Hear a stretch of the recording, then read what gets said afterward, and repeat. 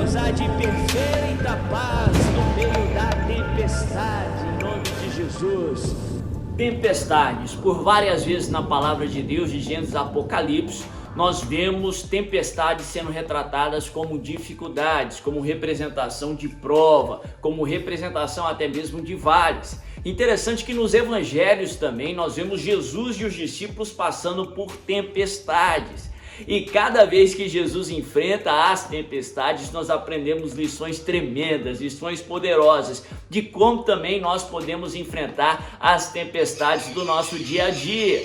Aqui, durante 7 semanas, nós vamos estudar um pouco sobre essa passagem inusitada, essa passagem extraordinária de milagres, no qual Jesus anda por sobre as águas. Interessante que o milagre extraordinário aconteceu no meio da tempestade. Interessante que muitas vezes nós experimentamos o melhor do Senhor passando pelos piores momentos. E eu quero durante essas próximas semanas compartilhar com vocês 7 princípios, 7 verdades que nós vamos aí dissecar nessa passagem, nessa história, nesse texto, que eu creio que irão edificar a sua vida. Nós vamos estudar essa passagem que Jesus e Pedro, o apóstolo Pedro, anda por sobre as águas mesmo no meio da tempestade. Eu creio que você também, em nome de Jesus, apesar dessas tempestades e dificuldades, você vai andar por sobre as águas, você vai experimentar o sobrenatural de Deus. Serão 7 verdades, 7 princípios que eu creio que irão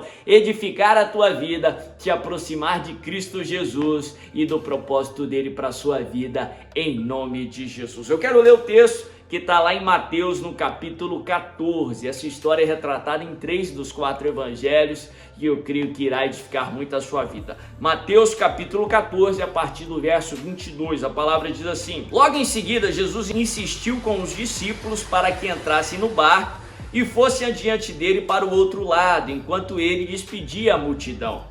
Tendo despedido a multidão, subiu sozinho a um monte para orar. Ao anoitecer, estava ali sozinho, mas o barco já estava a considerável distância da terra, fustigado pelas ondas, porque o vento soprava contra ele. Alta madrugada, Jesus dirigiu-se a eles andando sobre o mar. Quando o viram andando sobre o mar, ficaram aterrorizados e disseram: "É o fantasma!" e gritaram de medo. Mas Jesus imediatamente lhes disse: "Coragem, sou eu, não tenha medo."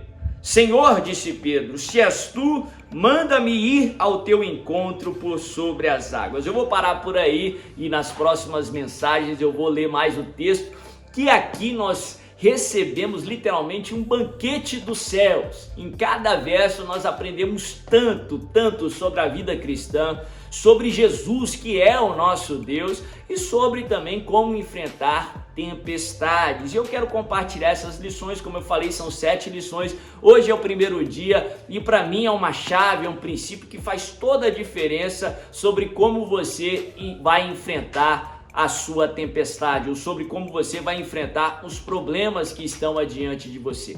A primeira lição do dia é: tenha a perspectiva certa sobre a tempestade.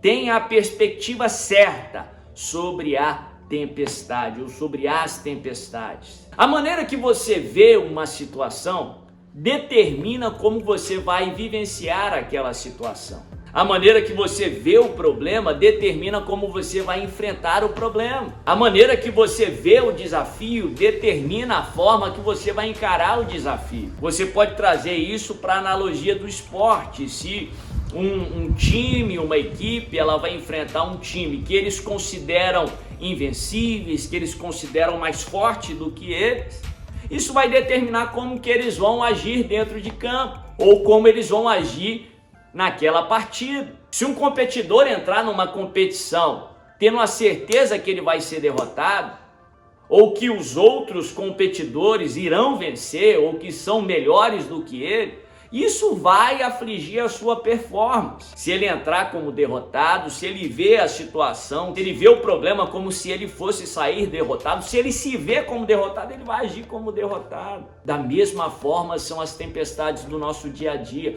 da mesma forma é no mundo espiritual. Se você vê um problema como que se o problema fosse sem solução, como se o gigante fosse invencível, como que se a tempestade fosse intransponível, isso vai determinar como você vai agir naquela situação. Isso vai determinar o resultado daquela situação. Sim, perspectiva é tão importante quanto isso, é extremamente importante para o resultado da situação. Deixa eu te dar respaldo bíblico, Romanos 12:2, a Bíblia diz assim: não vos conformeis com esse século, mas transformai-vos pela renovação da vossa mente, para que experimenteis qual seja a boa, perfeita e agradável vontade de Deus. Muitas vezes quando falamos esse verso, o que fica na mente das pessoas é só o final. A vontade de Deus é boa, perfeita e agradável, mas essa não é toda a história. Sim, a vontade de Deus é boa, perfeita e agradável, Ele tem o melhor para nós, Ele tem um bom, Ele tem um perfeito, Ele tem um agradável.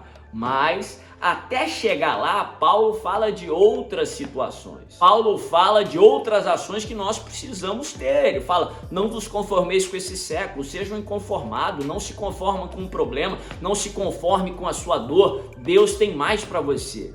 E ele diz assim: transformai-vos pela renovação da vossa mente. Transformar a mente primeiro, para depois transformar a situação. Muitas vezes queremos que Deus transforme a situação primeiro, para depois nós nos esforcemos para sermos transformados, mas não. Transforma a sua mente. Mente fala de percepção, fala dos óculos aí que estão diante dos seus olhos, a maneira que você enxerga as coisas. Se você tem a maneira antiga, você não vai ter o resultado novo. Você não coloca vinho novo em odres velhos. Você tem que ter a nova maneira de pensar, colocar os novos óculos aí nos seus olhos. Você não pode ver o problema como o homem vê. Você tem que ver o problema como Deus vê. Não há tempestade maior do que o nosso Deus. Lá, além das nuvens, ali daquelas nuvens escuras, tem um sol brilhando, tem um céu azul. Deus está acima do problema. Jesus andou por sobre as águas estavam sob os seus pés. Corrija a sua perspectiva, a maneira que você enxergue as tempestades. Primeiro, olha que os discípulos não entraram na tempestade porque tinham feito algo errado. Eles entraram na tempestade porque tinham feito algo certo. Jesus mandou eles irem para o outro lado. Jesus mandou eles pegarem o barco e irem ao outro lado. Para de achar que problema é fruto de pecado. Para de achar que doença é fruto de um erro. Não! Jesus por várias vezes refutou isso. Sim, erros podem trazer consequências negativas, sim, mas nem todo o problema, nem toda a dificuldade é consequência ou são consequências de pecado, muito pelo contrário. A Bíblia nos ensina a nem mesmo ficarmos surpresos com os problemas. Jesus de fato nos prometeu que nós passaríamos por problemas, é uma promessa que nem é muito citada aí fora. Jesus ele foi bem claro em dizer: no mundo tereis aflições, nós passaremos por problemas. A ausência de problema é só na eternidade, aqui na terra passaremos por problemas. Mas Jesus disse que apesar dos problemas, ele fala assim: no mundo tereis aflições, mas tenha bom ânimo porque eu venci o mundo. Sim, ele nos preveniu de problemas, mas ele nos prometeu a vitória. Pedro é ainda mais enfático ali em 1 Pedro capítulo 4, para que nós não fiquemos surpresos. Sabe por quê? Muitas vezes a surpresa é fruto de expectativas erradas. Expectativas erradas geram frustração, geram medo. Muita gente pensa que no avião da vida cristã não vai ter turbulência, e Jesus jamais disse isso. Pedro ele coloca assim: não estranheis o fogo ardente que surge no meio de vós, destinado a vos provar, como que se alguma coisa extraordinária vos tivesse acontecido, mas alegrai-vos à medida que sois coparticipantes dos sofrimentos de Cristo, para que na revelação da sua glória vos alegreis exultando. Em outras palavras, Pedro está falando: não fica surpreso com a tempestade, não fica surpreso com o fogo ardente, mas alegra. Em outras palavras, muda a sua perspectiva.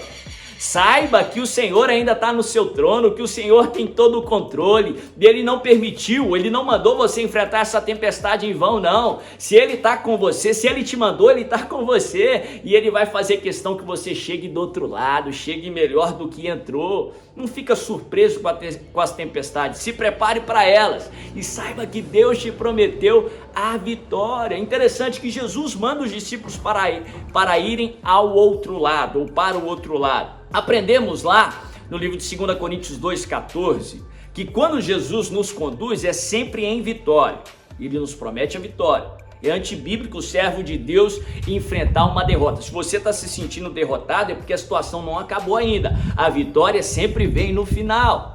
2 Coríntios 2,14 diz assim: mas graças a Deus que sempre nos conduz em triunfo e por meio de nós exala a fragrância do seu conhecimento. Então, se Jesus mandou os discípulos para o outro lado, eles teriam a vitória. Lá no livro de Provérbios, no capítulo 4, Salomão nos traz essa sabedoria. Ele diz que a vereda do justo, o caminho do justo, do justificado por Jesus Cristo, é como a luz da aurora ou como a luz da alvorada. Vai brilhando a cada dia mais até ser dia perfeito. Então o progresso é inerente à vida cristã. Se você está vivendo em Cristo Jesus, você vai sempre progredir. Se Cristo Jesus está te guiando, é sempre para lugares maiores, lugares melhores do que você estava. O seu futuro é sempre melhor do que o seu passado. Se Jesus mandou os discípulos para ir para o outro lado, para o outro lugar, então era para um lugar melhor. Todas as vezes que Deus nos conduz para um lugar melhor, todas as vezes que Jesus levou os discípulos para um lugar melhor, os discípulos passaram por tempestades. Os discípulos em algum momento passaram por escassez, em outras palavras, passaram por problemas.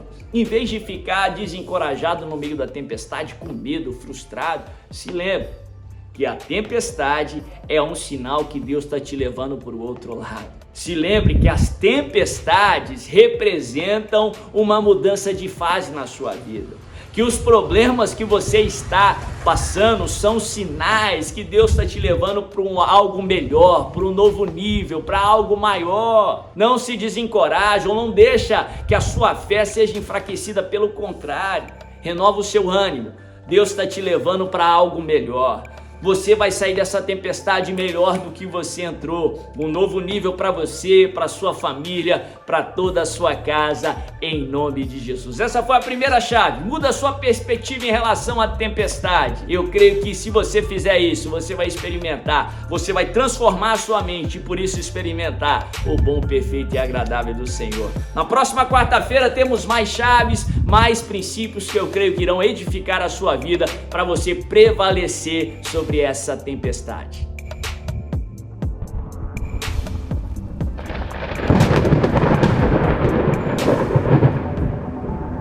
Você vai gozar de perfeita paz no meio da tempestade, em nome de Jesus.